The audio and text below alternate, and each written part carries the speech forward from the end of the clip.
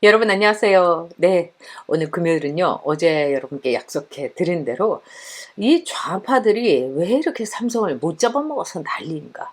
이 586들이 삼성이라고 하면은 왜 눈에 불을 켜고 이렇게 부들부들 떠나. 그 얘기를 해 드리도록 하겠습니다. 그래서 제가 주제를요. 왜 586은 삼성 잔혹사를 쓰나 이렇게 잡아봤습니다. 이 삼성하고 지금 문재인 정권하고는 참 보면은 기도 안 차요.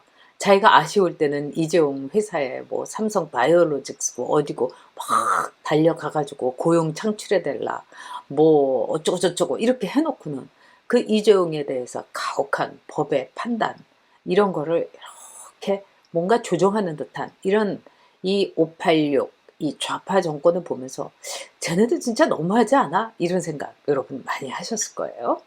그리고 삼성의 이건희 회장이 상속세로 무려 26조의 재산 가운데에서 60%를 상속세로 냅니다. 그리고 그거를 6개월 동안 자녀들과 부인이 할부로 말하자면 대출을 받아가지고 6차례, 6개월이 아니라 6차례에 걸쳐서 그거를 분납을 하기로 했고요. 또 그뿐이겠습니까? 1조 원을 이 국민 건강을 위해서 의료 사업에 기부를 하고 그다음에 2만 3천 점에 따르는 이건희 컬렉션 어마무시한 거를 기부한다. 이렇게 했습니다. 진짜 삼성의 이름 아래 얼마나 많은 그 가족이 가장들이 가족을 부양할 수 있었으며 또 메이드 인 코리아의 이 가치를 진짜 한국은 몰라도 삼성을 아는 이 수많은 이 나라의 삼성 고객들 만들어서 우리를 뿌듯하게 했죠. 자, 그런데 어저께도 제가 잠깐 소개해 드렸는데 그럼에도 불구하고 이 586 그 문재인 정권의 좌파들은 삼성만 보면은 치를 떨고 있습니다. 어저께도 아마 여러분이 보셨을 거예요. 자, 이 박진영이란 사람이 삼성 어천가 정말 토 나온다. 그리고 뭘 세금으로 상속되는 건데 뭐가 그렇게 대단하다고 난리냐 이렇게 얘기를 했어요. 이 박진영이란 사람이 어떻게 보면 삼성에 대해서 이런 마음을 갖고 있는 거는 이 사람뿐만이 아니에요. 사실은 다 386, 586, 그 다음에 이 문재인 정권의 좌파 따라지들이 삼성을 아주 미워합니다. 그 이유는 뭘까요? 삼성 때문에 노무현 정권이 망했다. 이렇게 생각하기 때문이에요. 아니, 무슨 말씀을? 여러분 그렇게 하실 수도 있을 거예요. 근데 어떻게 해서 삼성을 이렇게 미워하느냐? 자, 노무현 정권 그때로 거슬러 올라가야 됩니다. 아까 그 박진영이라는 사람도 자기의 그 트윗, 페북에, 페북에 배경이 노무현 정권이죠. 노무현 대통령이죠.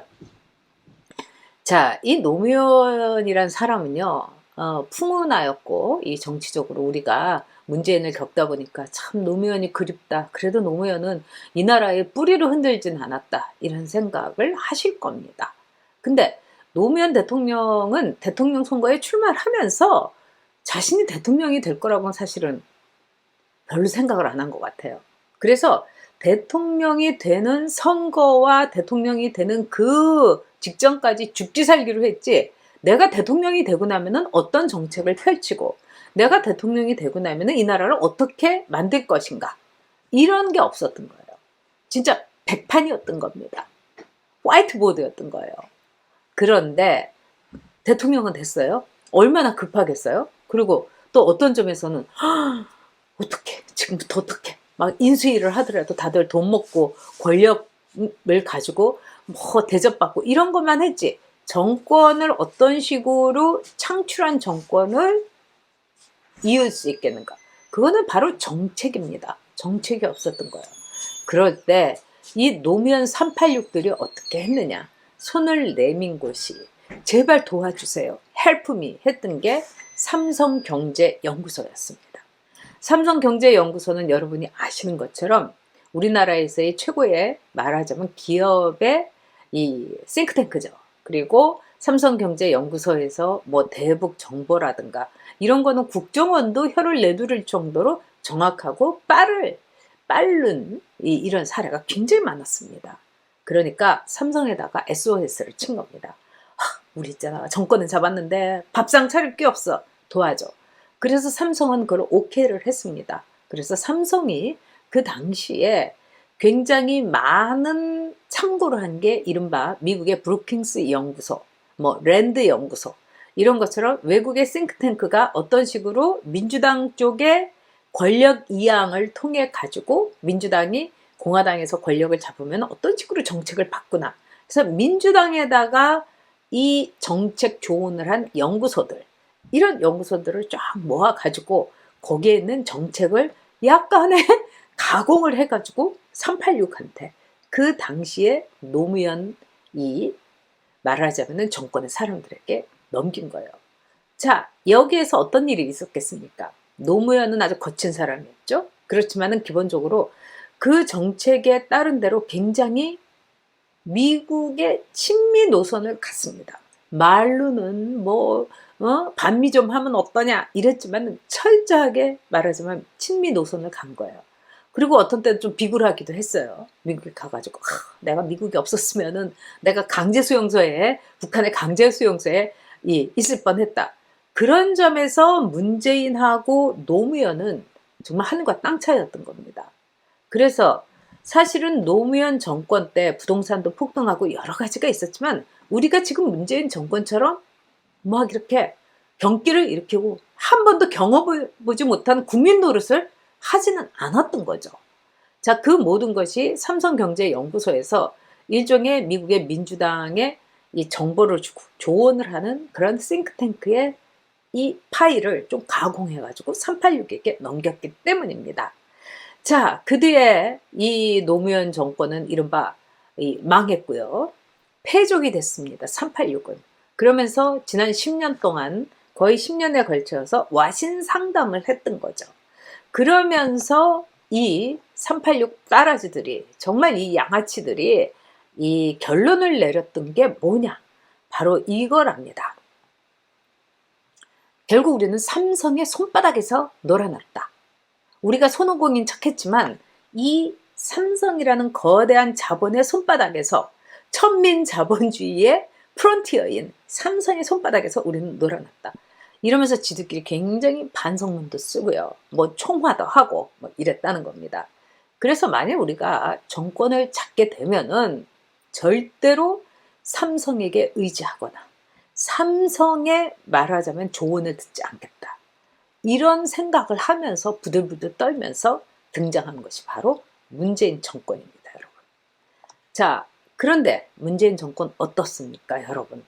삼성의 손바닥에서 놀지 않겠다고 했지만 문재인 정권은 삼성의 손바닥에서 놀지는 않는데 계속해서 삼성에다가 손바닥을 벌리고 있습니다. 이거 해줘, 저거 해줘, 이렇게 해줬으면 좋겠어, 저렇게 해줬으면 좋겠어. 그래놓고는 이재용은 잡아 쳐놓고 있는 거예요. 아니, 이재용한테 아쉬울 때는 문재인이 정말 맨발로 달려가갖고 사정사정을 하더니 결과는 어땠습니까? 문재인은 즉 이재용을 곧대곧대 이용해 먹은 거예요. 그러면서 이렇게 되는 그 기저에는 다시는 삼성에 말하자면은 이 농단 되지 않겠다. 삼성에 말하자면은 이 돌이 되지 않겠다. 장기가 되지 않겠다. 바둑알이 되지 않겠다. 이게 이 586들의 말하자면은 이 현수막이라도 걸고 싶은 다시는 삼성의 손바닥 아래서 놀지 않겠다. 근데 삼성에 결국은 손을 벌리고 있습니다. 자, 여러분 아시는 것처럼요. 이재용 그 부회장은 지금 이 감옥에 있고요. 그리고 얼마나 뭐 충수염을 앓고 참 불쌍하죠. 그리고 이 이건희 회장은요. 지금요, 삼성 어천가 때문에 토할 것 같은 하루였다. 이런 박진영의, 이런 트윗을 조롱을 당하면서 이건희 회장은 우리나라의 상속세, 즉, 최고액의 상속세를 냈던 거죠. 자, 여러분 어떻게 생각하십니까? 이 사람들, 이 586들의 심리는 어떤 걸까요? 저는 한마디로 삼성에 대한 삼성의 또는 삼성에 의한 한마디로 열등감이다. 이렇게 생각합니다. 왜 586들은 삼성에 대한 이렇게 잔혹하고 잔혹동화, 흑역사를 쓰는가? 이거는 삼성에 대해서 지난 노무현 정권의 모든 얼개와 이 전두엽, 뇌의식을 받았다가 그거를 뇌하고 몸하고 따로 노느라고 우리는 결코 실패했다. 이렇게 된 나름대로의 자기네 반성문인 겁니다. 그렇기 때문에 이제 우리가 정권을 잡게 되면 우리 몸에 맞게 우리의 뇌도 일종의 주체사상 비슷한 급으로, 즉 사람이 먼저다. 이 문재인 같은 애가 그냥 이 인형 노릇을 하면서 북한과 같은 평등, 그리고 나눠 먹자, 소주성, 뭐 이렇게 황당한 정책들이, 그래서 최저임금 52시간제 뭐 기타 등등 이런 게 막 황당하게 나온 겁니다. 그런데 여러분 결과는 어떻습니까? 부동산은 치솟고요. 경제는 폭망했습니다. 자, 지금 이건희에 대해서 이렇게 이건희 회장의 상속세에 대해서도 폄하하고 조롱하고 희롱하고 이런 못난 짓을 하는 것은 그 이유는 단 하나입니다. 결국은 삼성에 대한 열등감 때문입니다. 삼성을 넘어보려고, 또 삼성에 당했다고 생각하는 노무현의 역사를 재소환하지 않으려고 발버둥을 치지만 그들은 결국은요, 삼성을 이길 수가 없었던 겁니다. 왜 그랬을까요? 보고 배운 게 있어야죠, 선생님. 한마디로 보고 배우고 실력이 없었고 무능했기 때문입니다. 즉, 지금 왜 586은 삼성 잔혹사를 쓰나? 답은 하나입니다. 무능해서. 열등감이 폭발한 겁니다. 그래서 586의 삼성 잔혹사, 잔혹 동화는 결국은 뭐겠습니까? 삼성을 절대로 넘어설 수 없다는, 노무현이 얘기했다는 모든 권력은 시장으로 갔다는 그 간단한 기초 상식조차도 무시하고자 했던 이 무지하고 무용하고 무식한 586의 계산서였던 겁니다.